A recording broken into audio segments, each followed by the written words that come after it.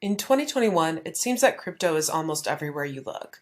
Finance? Well, yeah, of course, but sports? There's crypto. Art?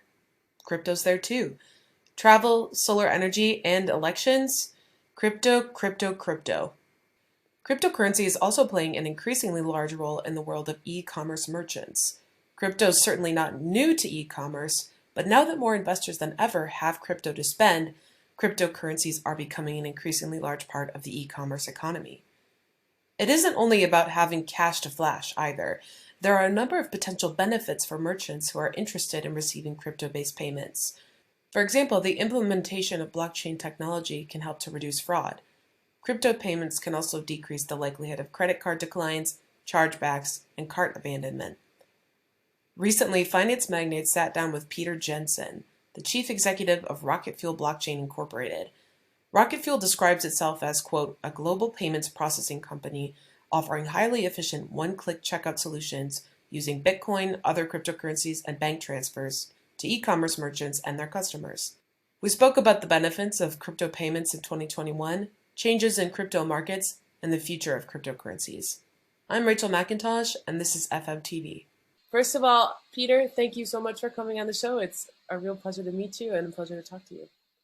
Likewise. Yeah, thanks. So I know who you are, but for people who may not know, can you tell a little bit about yourself and the work that you do? Sure. I'm Peter Jensen. I am the CEO of Rocketfuel Blockchain based here in San Francisco. And what we do is we provide a payment solution for e-commerce merchants so that they can accept payments either via cryptocurrencies or cash via bank transfer. And everything is based on the blockchain technology. Okay, fabulous. So I know you have a long history in the fintech world. So can you talk a little bit, just how did you get involved with crypto? Well, I mean, I have a long history here in Silicon Valley Mm, building companies up, and I met Gerrit Funk, who is our founder, mhm. and he has been in the financial industry forever. He owns a couple of PSP companies out of Europe.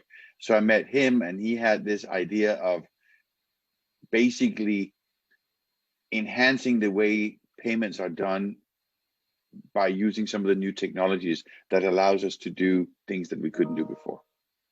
Okay, gotcha. And that sort of brought you into the crypto world. Yeah. Hmm. Okay, amazing. So tell me a little bit about Rocket Fuel blockchain. So you've already said that the company provides crypto payments for Hmm. e-commerce merchants.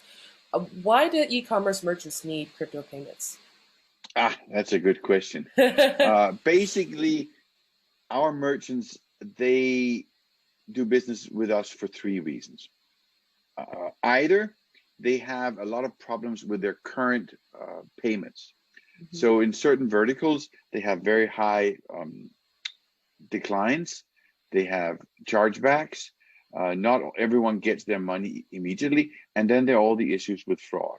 Mhm. And so, for example, fraud, what it does is it causes what we call cart abandonment.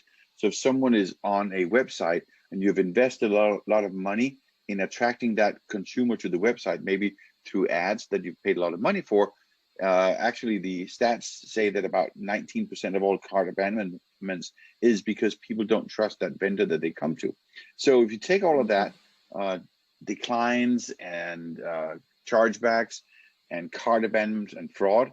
That's one reason, and there are a lot of reasons why that is, but it's fundamentally because it's a flawed architecture, 40 years old, based on physical credit cards that we bolted on a chip to, and then CBC code. So that's one reason. Fix those problems, Mhm. because as you can imagine, if you are a merchant and you have 20% declines, if you can reduce that, it's increased revenue. So that's one reason. The other reason is Absolutely. merchants, depending on what vertical you're in, they pay between 3 to 5, 6, 7, 8% in payment fees. And the reason it's so high is because of all the fraud that's happening. And so someone's got to pay for that, right? Mhm. And now if you can replace the intermediary by moving the transaction to the blockchain technology that can guarantee that the transaction goes from A to B, you remove all the fraud, and therefore we can offer payments at a much lower rate than what they used to do before. So that's the second reason. And the third reason is everyone's looking to, how can I generate more revenue? And that means, how do I get access to a new segment of customers that have money to spend? And if you think about it, over the past, I don't know, 3, 4, 5 years, a lot of people have been buying various cryptocurrencies. They have all gone up in value. And so here you are, people spent $1,000, now it's worth $10,000. And most of them do not want to exchange that money back into fiat currencies. So they're looking for ways to spend that. And therefore merchants are saying, I would like to offer, if someone comes to my website, if they have $10,000 to spend in their crypto account, why not offer them that opportunity? Right. Okay. So as cryptocurrency markets have grown, we've seen these token prices go up astronomically in some cases. Have you gotten an increase in people approaching you and becoming your clients? Yes, a lot of interest right now. And of course, it's the right time for us, because people are asking, they realize that crypto is more than just a store of value. It's actually something that can be used to something, and there are benefits. It's like the internet 25 years ago. In the beginning, people quite didn't understand it, but now as they start understanding it, they can say, and they hear from their friends, other merchants, that said, you know what, now I moved 20% of my payment volume from credit cards to crypto, and I'm saving some money, and I'm getting access to new customers and reducing all these problems. Okay, so how is Rocketfuel different from other cryptocurrency payment providers? Well, first of all, there aren't that many out there, but what we have done is really said, they're always the first mover people who are first with new technology. Those are usually the geeks. They're the ones who pay with. They're the ones who pay with a QR code, right? If I ask my mom to pay with a QR code using Bitcoin, I was like, no. It's here on my computer, then I have to find my phone. No, it needs to be super easy to pay. So the way we differentiate is that we have designed a checkout process that is just like you know it from, for example, Amazon, with a one-click solution. So you click on the sweater, and then you can, instead of just being able to click on the Visa, MasterCard, you can also say, I want to pay with a bank transfer, or I can pay with my cryptocurrencies. And then you just click buy. It needs to be that easy for mass adoption. That's one differentiator. The other one is we are crypto and exchange agnostic. We don't care what kind of cryptocurrency you own. We support them all. We don't care if you have your money on a physical wallet on your phone or in Coinbase or whatever. Wherever you have your money or your cryptocurrencies, we will take it from you and give it to the merchant. Okay, so you support all kinds of cryptocurrencies. Can you tell me a little bit about how that works? I mean, basically, the way it works, I mean, I say all. It's not. They come and go all the time, right? But I would say right now, I think we support 50 different cryptocurrencies, the most popular ones. So you can find one that we don't support probably, and we're constantly adding more. But if you take the 50 we support, you represent 99.5% of all cryptocurrencies that are really active, right? So the way it works is we just connect to a Kraken or any exchange and look at the different currencies in that account, and we know what the exchange rate is, and so it's like supporting the British pound, the euro, the US dollar, the Japanese yen, and so on. Okay, gotcha. So it's like a very quick sort of conversion that happens. Yeah, it's just the exchange rate depending on what currency you own. Okay, fabulous. And then so, for example, if I wanted to pay for something with Bitcoin, the Bitcoin transaction might take 40 minutes or an hour or 2 hours. Would I have to wait for my transaction to go through before my payment goes through? No. Okay. Well, tell me more. First of all, it's getting much better with the speed, but you are right that depending on the currency that you're using and the exchange and all of that, there can be a lag. But that's the same with credit cards. If you buy an airline ticket with your credit card, you get two emails from your airline, one that says we're confirming it, and then one little bit later that now the payment went through. And it's the Gotcha. same thing here. But here's the beauty. Because it's blockchain technology, it always goes through. I mean, you shouldn't say always, but there are, it's not really a matter, because it's not like we have to check whether people have the money. We know they have the money, and you start the blockchain transaction. So it's just a matter of getting everything confirmed in the blockchain loop. So far we haven't seen some that are not going through. I guess technically there could be that situation, but we guarantee the merchant the money, even though it hasn't completed yet. And the reason is we know it goes through. And if 1 out of a million doesn't go through for whatever reason, we'll cover that. So basically this sort of eliminates the problems that you mentioned at the beginning of this conversation with chargebacks and fraud and that sort of thing. Yeah, but there is no fraud, because as long as the blockchain technology works, which it does, because people use it millions of times every single day. If you want to move Bitcoin from your exchange on Coinbase to your phone, that's a blockchain transaction. It happens every day. If you want to send Bitcoins to your friend, you can do that too, right? And people do this all the time. And have you ever noticed that it didn't come through? No, works every single time, right? So that's the situation here, is we have a technology that is replacing the intermediaries. If you think about it, why does Visa and MasterCard exist? The reason is that if you want to send me money, you don't know me and I don't know you, and we want a third party that we trust to cover in case something is not right, in case there could be all sorts of things, right? And they cover for that, and you and I pay for it, and the merchants pay for it. But now they're being replaced by technology, just like what happened to the taxi companies when Uber and Lyft came out. Right, exactly. This is sort of a totally new paradigm. If you think about it, why did the taxi company exist? It's because I had a taxi on one side and a consumer on the other side, and we didn't know each other, and there was a lot of logistics and all of that, and they took care of all that. The technology replaced that. Right, now so you don't need them anymore. It's exactly the same kind of idea. And if I can just give you one more example, which has less to do with us, but for example, you take, have you ever used StubHub to buy a ticket? I think I have, actually, yeah. So, but again, it is because you have bought a ticket to a Beyonce concert, and I want to buy it because you can't go, right? Or you found out you don't like her or whatever, right? So now you have a $200 ticket, you want to sell it to me. I don't know if you're real. I don't know if you faked the ticket. You don't know if I have any money. So you have a third-party intermediary that is charging a fee because they know that 1 out of 2 out of 100 transactions are fraud or whatever, and they handle all that. And so you and I trust them. Now you put that on the blockchain technology. If your ticket was on the blockchain technology, then you could just send it directly to me, just like you can with Bitcoin. So that's the whole point of this, that once again, technology is replacing the intermediaries. That was a long answer. Yeah, I mean, it was a great explanation. Thank you for that. So, so are there plans to expand beyond crypto payments for merchants at this point? Speaking of something like StubHub, for example. Well, so I mean, obviously, if StubHub wanted to add paying with cryptocurrencies to their site, we would be happy to help them out. Was that the question?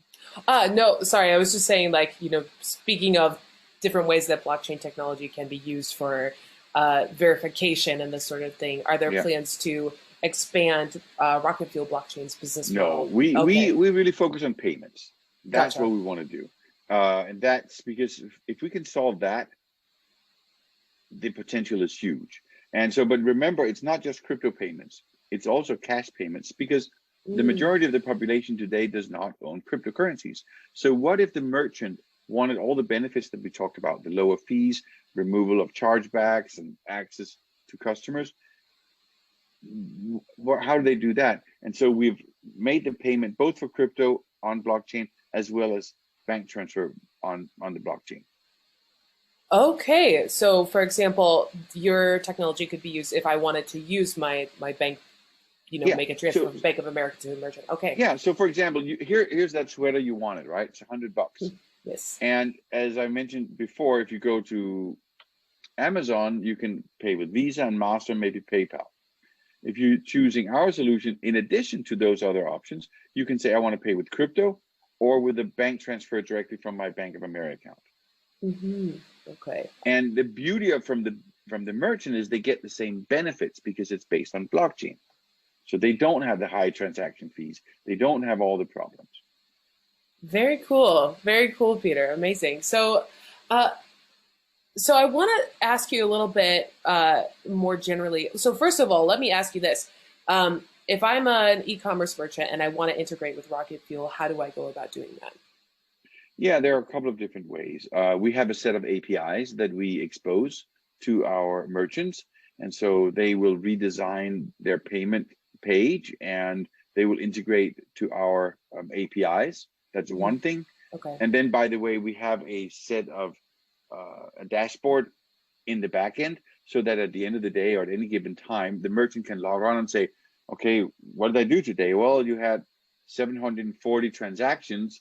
75% of the transactions were on Coinbase with Bitcoin. Then there was a little bit of Kraken, and then there were a few QR codes. And by the way, here's a list of all your customers and a lot of statistics there, right? So that's one thing. The other way they can implement us is that we have integrated to shopping carts like WooCommerce and others. And so if they're already using one of those, they can just plug us in. That's a little bit faster. They have less control, but it depends on how they build their website. I see. Okay. So I want to ask you also sort of a little bit more generally about your thoughts on what's happening in the cryptocurrency industry. So, yes. And we mentioned earlier that a lot of things have been happening kind of at a very fast rate. We've seen token prices going through the roof. And we actually got in touch because I was sending out a request for some commentary about Ethereum and all of the action that we've seen there recently. So I just want to ask you about that to start with. So this has been like a year of all-time highs for ETH. Like every week, there's a new all-time high. So in your opinion, why do you think that that's happening? Well, there are two reasons in my mind. There is a little bit of speculation, not a little bit, a lot of speculation, right? And there is, just like we saw with Reddit and some months ago, they talked up some shares here and there. And so there is a little bit the fear of missing out and the opportunity to make a quick buck. So that happens. You saw it with Dogecoin and so on, just because Elon Musk. So I think there's a little bit of that in the entire crypto space, just because people have made so much money and they're thinking, wow, now Bitcoin is so expensive. What are some of the alternatives? But really what drives valuation longer term is the utilization. And Ethereum is more than just a cryptocurrency. It is a technology that others can build applications on top of. And I think that is the reason why I think they deserve a higher valuation. Who am I to say whether it's the right valuation now? But I would also say Bitcoin was really primarily just a store of value, right? And it's the brand name, where I think Ethereum is a little bit more than that, and they have more functionality that can be used. And so if you have all these developers who develop solutions on top of it, you know it's going to be used for something, and therefore it has value. Right, exactly. But there's still a chance that we could see some kind of a correction or something because there might be so much speculation at this point. Yeah, I mean, but it goes up and down. Remember, this is one point that I just want to make in general. There's a little misconception in the market that cryptocurrencies are volatile. That's wrong. Okay, that's wrong. I tell you why. In the normal fiat world, there are very stable currencies, the US dollar, the euro, and others. They don't fluctuate too much, a little bit, but not too much. And then there are very volatile currencies. You can take Venezuela, some of the Latin American countries. You can take some of the countries in Africa. They have thousands of percentages of volatility. So just like in the old world, you had volatility, you also had that in the crypto world. But remember, that there are cryptocurrencies that are pegged to the US dollar or to the Mm-hmm. euro, right? So Uh-huh. if you bought some of those cryptocurrencies that are pegged to the US dollar, how much volatility do you have? Zero, at least from a US dollar perspective. So it's just that most people, when they think crypto, they think Bitcoin, and they forget Mm-hmm. about the 200 other currencies, right? And many of them are volatile because that's a part of what they are, but some of them are not.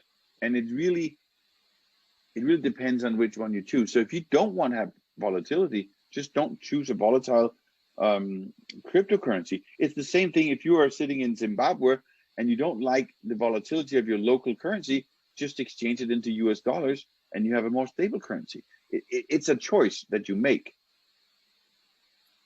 Okay, yeah, it's very interesting that you pointed that out, that it is so much about framing and narrative, that we're coming from this narrative that cryptocurrencies are for criminals, that they're very Yeah. volatile, that they're risky, et cetera, et cetera. And like there is some truth to that, but it doesn't tell the whole story by any means, especially not I'd today. like to, if I may, comment on that. Can I? Sure. Yeah, please. Because here's the sad part. Mm-hmm. You take blockchain, that's a technology. Crypto is a technology. There's Mm-hmm. nothing bad, nothing illegal, nothing. So you take the early days of the internet. It was Mm-hmm. also being used for shady purposes. Mm-hmm. Why? Because it was new, because there was not so much regulation. Uh-huh. And so, but yeah, so that's that. And as governments pass more and more regulation, we will weed out the criminals, right? Because what's sad about it is if a new technology that has potential to make life easier for all of us doesn't get a chance out there, right? And that's what's happening now. And I think one of the reasons why many governments have not fully embraced, they see it, by the way. The governments, you see China has already issued their own, and there are many countries that are close to it. Why have they not quite done it yet? Because they need to have the legislation in effect first to ensure that criminals, if they use it, that they can come after Right. them, right? And by the way, what is easiest? If you want to move $1 million from the US to Canada or from the US to Mexico, is it easier to hide that transaction in a big suitcase with a lot of dollar bills in it, or to send that electronically with a trail that can be tracked? If the US government says they have a court order, they can come and tell us, you need to show how that money was moved. It's Mm-hmm. much easier. And so, yes, has cryptocurrency been used for illegal purposes? I'm sure it has. It's not like our good old dollar hasn't been used for illegal purposes. You go to many parts of this country and you see a lot of big yachts and all that. You think they all just magically made all that money and paid tax on it? Or was some of that money laundering? Of course it was. We know that. And so, or crime, right? I mean, Mm-hmm. we know from the mob and all that. So it's not fair to crypto. Yes, it has been used for illegal purposes, but this has been happening for years. Look at the mob in the old days, right? And it still probably exists. It's being used for legal purposes every day, the US dollar. And the technology aspect of the cryptocurrencies allow us to reduce that, which is one reason why governments are interested in this, because they want to reduce money laundering. They want to increase traceability on all their currencies. And this allows them to do that, but they have to do it right. Right, exactly, exactly. So do you think that we could see, for perhaps a digital dollar or something like that within the next 5 to 10 years? Oh, definitely, Definitely. definitely, because the other countries are going to start doing it now. The countries that are going to start doing it, I think, earlier than us are countries with smaller currencies and maybe more volatility. They have the biggest benefit. One big benefit we have with the US dollar is that it is used all around the world. It is fairly stable and all that. But I don't see why not. There are so many benefits. And it's not that one excludes the other.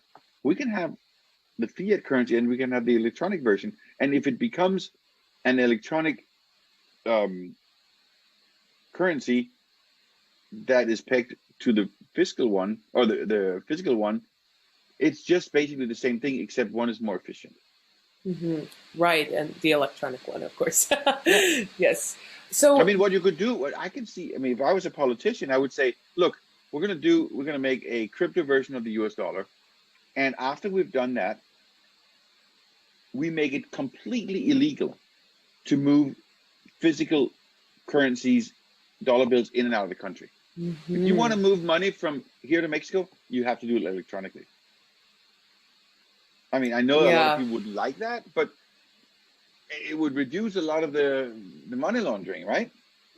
yeah, exactly. It would make financial crime a lot harder. Yeah, Criminals would have to be entirely. more clever It depends on about whose what they side do. you're on, right? If you're a Yes, criminal, you won't like it. yes, exactly, exactly. So one other thing that I wanted to ask you about, well, actually, let me ask you this. I'm not. And feel free to answer this in whatever way you like to. Um, we talked about digital currency sort of from a regulatory perspective, but something like the digital dollar or digital euro, for example, how would that work from a technical perspective? Do you think, for example, a digital dollar, digital euro could be launched on the Ethereum blockchain, or would the United States or the European Central Bank have to create their own proprietary blockchain to launch a national digital currency? I think that's what they would do. I don't think they would Mm, build it on top of somebody else's. But I'm not a technical expert me neither. in enough detail to be able to say whether the benefits would outweigh the cost of being dependent on one. I doubt they would do it that way. Yeah, I have to say I agree. Um, what are you the most excited about this moment in sort of the whole world of DeFi and cryptocurrency and blockchain? What really gets you going? As I started out with in this discussion we're having, right? I've been here in Silicon Valley for 30 years, 25 years. Hmm. And what I love seeing, what I've seen in the past years is when you have an industry or an area with a lot of inefficiencies and problems, Hmm. and you have a technology that can address that. That's what excites me. And what I see is that we have an old way of doing payments that we've done for 40, 50, 40 years at least, called credit cards. And Hmm. it was even invented before the internet. And then they tried to bolt it onto the internet, right? And as I mentioned to you, right, the 3, 4, 5, 6% fees that they pay, and then you add that it's not even working because they have all the chargebacks and the declines and all of that. So that's what excites me because we've seen it again and again and again. We saw it with the internet. Here was a new technology, and it was a base technology that could be used for many things, right? Hmm. I mean, who would have thought Facebook and all of that in the early days? Most people talked about e-commerce and news being distributed, but dating apps. I mean, there are so many applications that we didn't even think about when the internet came out. And it's Hmm. and we saw the same thing again. I used the example with Lyft and Uber because I think it's such a simple concept that just because we had the internet, the mobile phone, it allowed us to constantly completely change the way we are being transported today.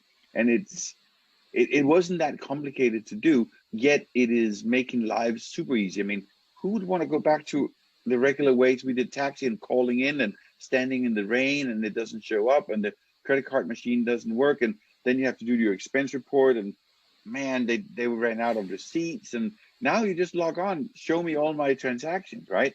And now they are adding all these things that Uber adds to my Uber Eats and they're just making the system more efficient. They're using technology to derive efficiencies and productivity.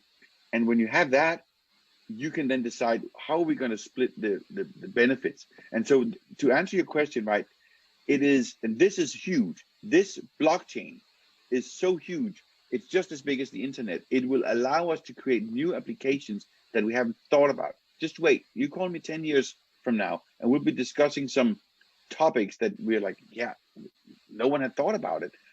So the immediate ones right now, the immediate users of blockchain is for cryptocurrencies, which is great, and there are a few other use cases. But that's just like the early days. The initial use case for the internet was news. You could go to CNN or whatever, and it looked a little funny, but that was an initial use case. But now there are tons of use cases. That was a Absolutely. long answer. It was a great answer. Peter, Okay. yeah. Before we go, do you have any announcements that you'd like to share about Rocketfuel blockchain? And can you tell us where our listeners can find out more about you and about the company? Yeah, I mean, we announced our products earlier this year, and we're constantly adding new merchants on. Um, so I don't really want to talk about what's coming in the near future Mhm. or in the longer future. We have a long product roadmap, and we'll be announcing it as we release it. But if people want to know more about us, they can go to rocketfuelblockchain.com, and then they can contact us via email or phone, and we'd be happy to help them out. Okay. Peter, thank you so much for your time. It's been a pleasure talking to you. Likewise, thank you.